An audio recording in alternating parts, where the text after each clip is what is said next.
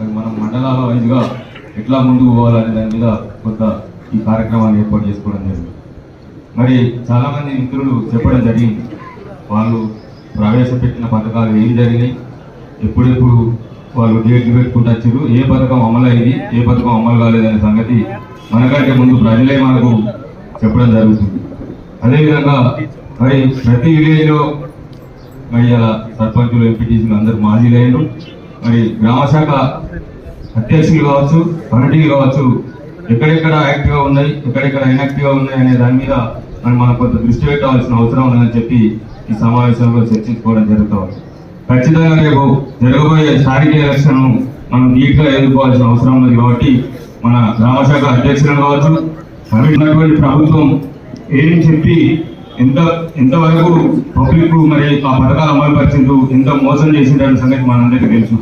ఇదే భరోసా, రైతు భరోసా సంగతి మరి సంక్రాంతికి ఇస్తానన్నాడు, మళ్ళీ 26 జనవరి అన్నాడు, మళ్ళీ ఇప్పుడు మార్చి అంటాడు. మళ్ళీ ఎలక్షన్ పెట్టి ఎలక్షన్లు అయిపోయాక మళ్ళా మే అంటాడు, జూన్ అంటాడు.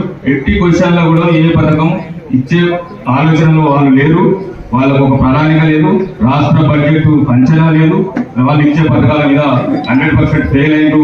పబ్లిక్ కూడా నమ్మకం పోయింది, అందరు దానిస్తున్నారు. వీడు వాళ్ళకి పథకాలు ఇయ్యాడు, వీడు పైసలు ఇయ్యాడు, ఏ పథకం కూడా అమలు చేయాలనే ఉద్దేశంతో ప్రజలు ఉన్నారు. కాబట్టి మరి తప్పకుండా రేపు రాబోయే ఎలక్షన్ మనం ఎదుర్కోవాల్సిన అవసరం ఉన్నది.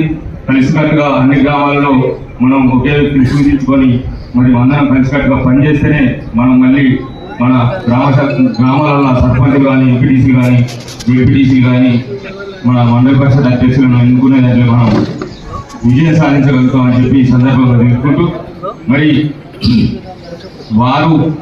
వారు ఏదైతే చెప్పి మోసం చేసిండ్రో, ప్రజలను నమ్మించిండ్రో, ఇంకా మోసం చేస్తుండ్రో వాటి గురించి మనం పబ్లిక్ లో పోవాల్సిన అవసరం ఉందని చెప్పి ఈ సందర్భంగా తెలుసుకుంటూ, మిత్రులు చాలా మంది చెప్పిండ్రు. మరి కార్యకర్తలకు కానీ, గ్రామాలలో జరుగుతున్నటువంటి మన కార్యకర్తలకు సంబంధించినటువంటి సావులు కావచ్చు, పెళ్లికి కావచ్చు, వేరే వేరే శుభకార్యాలు కావచ్చు, మరి వాటి అన్నిటి కూడా మన మండల పార్టీ కొంత ముఖ్య నాయకులు కావచ్చు, బాధ్యులు మరి గుర్తించి వాళ్ళ దగ్గర పోవాల్సిన అవసరం ఉన్నది.